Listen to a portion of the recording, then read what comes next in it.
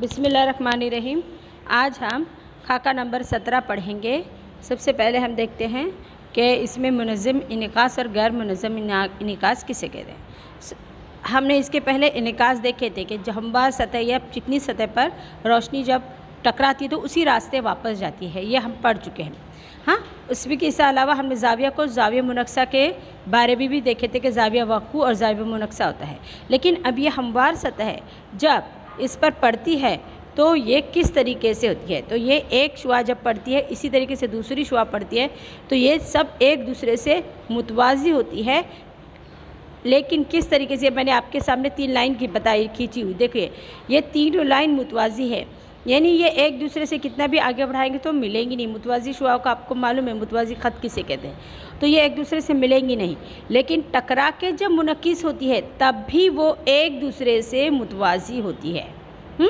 ये शुआए वक़ू जो है यहाँ पर 1 2 3, 1 2 ये और ये 3, ये तीनों जो है यहाँ पर ये एक तरीके से ये तीनों मुतवाज़ी है। इसी तरीके से मुनक्किस होने वाली शुआएँ भी वो एक दूसरे से मुतवाज़ी होती है। समझ में आया? तो ये जो है यहाँ पर ये चीज़ को बताता है कि हमवार सतह से अगर शुआएँ टकराती है तो वो मुतवाज़ी होती है। लेकिन अगर ये गैर मुनज़्ज़म अशिया से टकराती है, यानी खुरदूरी सतह है या उभरी हुई सतह है, सही तरीके से प्लेन नहीं है, हाँ, तो यहाँ पर जब ऐसी शय पर टकराती है तो वो मुतवाज़ी नहीं होती है। उस ख़त को आगे हम कहीं मिलाएंगे तो वो जा करके एक दूसरे से मिल जाती है। अब ये सामने की शक्ल में आपको देख रहे हैं गैर हमवार ख़त है, यानी ये जो ख़त है यहाँ पर गैर हमवार ख़त है। कैसे? तो ये देखो यहाँ पर सतह उभरी हुई, उसकी कहीं पर कभी दबी हुई, इस तरीके से जाहिर कर रहा है। अब इसके बाद जो है यहाँ पर इसके अलावा अब हम उसके बाद देखते हैं कि ये जो ख़त पढ़ रहे हैं, शुआएँ पढ़ रही, नीली वाली शुआए वक़ू बताई गई है। शुआए वक़ू किस तरीके से आई है, तो वो देखो यहाँ पर एक इधर है, एक इधर है। अब अगर हम देखते हैं किसी दो को मिलाते हैं तो कहीं जाकर मिल जाएगी। इसी तरीके से शुआए मुनक्सा अगर हम गौर करते हैं तो यहाँ पर शुआए मुनक्सा जो है हमारे यहाँ पर भी गौर करेंगे तो ये भी कहीं जा कर के मिल जाएंगी, तो ये मुतवाज़ी नहीं होती। ये समझ में आया सबको? इसके बाद हम देखते हैं दूसरी चीज़, इसी पर मुनहसिर कुछ आलात बनाए जाते हैं जो कि हमारे लिए कारामात साबित होते हैं। एक होता है मंजर बैन और दूसरा अतराफ बैन। यहाँ पर मंजर बैन में 3 आईने लिए जाते हैं जो एक दूसरे को मुसल्लस नुमा शक्ल में यहाँ पर रखे जाते हैं। अब ये मुसल्लस किस तरीके से है, यहाँ पर इस तरीके से एक आईना ऐसा, इस तरह से दूसरा और तीसरा इस तरीके से, ये आईने रहेंगे। इस तरीके से ये 3 आईने रहेंगे।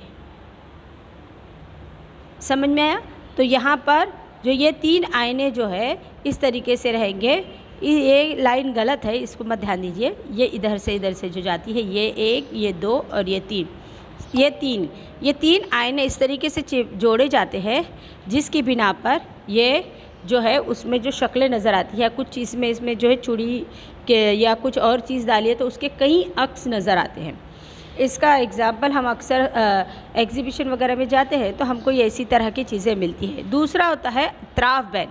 अतराफ बैन में एक बॉक्स लिया जाता है जो इसका शक्ल जो है Z शेप का बनाया जाता है। यहाँ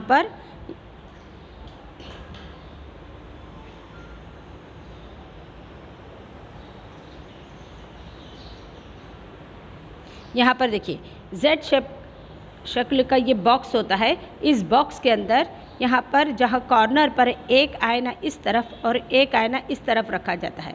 अब ये किस तरीके से रखा जाता है कि यहाँ पर पढ़ने वाली शुआ, यहाँ से जो पढ़ने वाली शुआ बराबर ये यहाँ इस तरह से गुज़रती हुई फिर यहाँ से दिखाई देती है। तो अगर कोई शय ऊपर होगी तो हम नीचे इसको देख सकते हैं। ये कहाँ पर इस्तेमाल किया जाता है? ज़्यादातर ये समंदर में इस्तेमाल किया जाता है, जहाज़ में, ताकि कौन सी चीज़ अगर वो है उस तरीके से हमको आगे कौन सी चीज़ आ रही है वो देखने के लिए हम इस्तेमाल करते हैं। तो ये अतराफ बैन का इसका इस्तेमाल किया जाता है।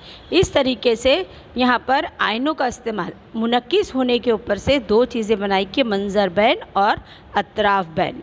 उम्मीद है सबको समझ में आ गया होगा। अल्लाह हाफिज़।